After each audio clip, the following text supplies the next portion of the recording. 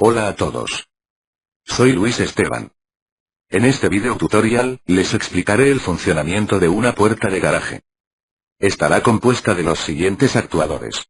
2 finales de carrera, 2 pulsadores de apertura, uno dentro y otro fuera del garaje, un temporizador, un relé auxiliar, y un sensor fotoeléctrico de espejo, además del relé térmico. También dispondremos de 2 contactores encargados de abrir y cerrar respectivamente la puerta que serán encargados del control del motor.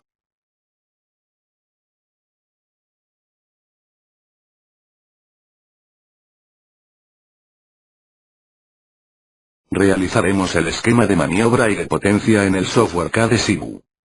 Empezamos por el circuito de maniobra. Tenemos en serie un contacto cerrado del relé térmico. En caso de una sobreintensidad en el motor protegerá el receptor, y cortará la tensión en el circuito de maniobra. Siguiendo el esquema en serie tenemos un pulsador de marcha S1, y en paralelo a este, un pulsador de marcha S2, uno se encontrará dentro del garaje y otro fuera.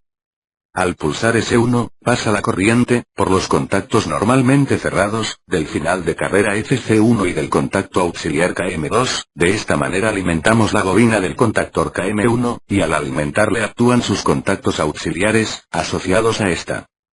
Nos daremos cuenta que al dejar de pulsar S1, quedará realimentado, con el contacto auxiliar de KM1, que se encuentra en paralelo con S1. También vemos que el contacto auxiliar de KM1, que está en serie con la bobina del contactor KM2, se abre, a esto se le llama enclavamiento eléctrico, esto evitará que en cualquier circunstancia funcionen los 2 contactores a la vez, y se produzca un cortocircuito.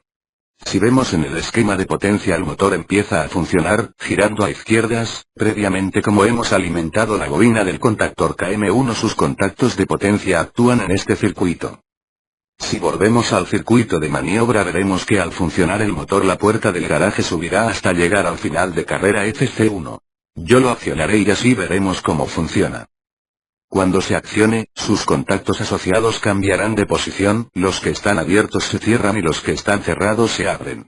Vemos que el contacto normalmente abierto del FC1, al accionar se activa, directamente la bobina del temporizador con retardo a la conexión, K1T.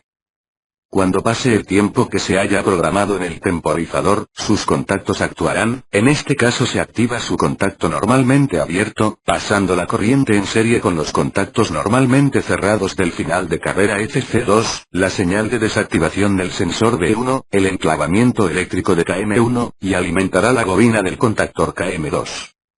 Al alimentar la bobina sus contactos asociados cambian de posición, aquí también habrá una memoria, realimentación, del contacto KM2, que está en paralelo junto al contacto abierto del temporizador.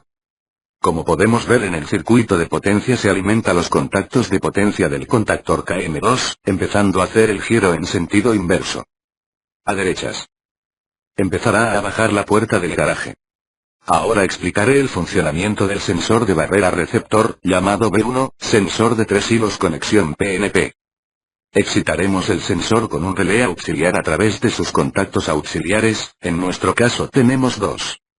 Cuando la puerta del garaje empieza a bajar y se detecta alguna presencia, el contacto normalmente cerrado de K1, que está en serie abrirá, para dejar de alimentar la bobina de KM2, y el contacto normalmente abierto que está en paralelo, cerrará.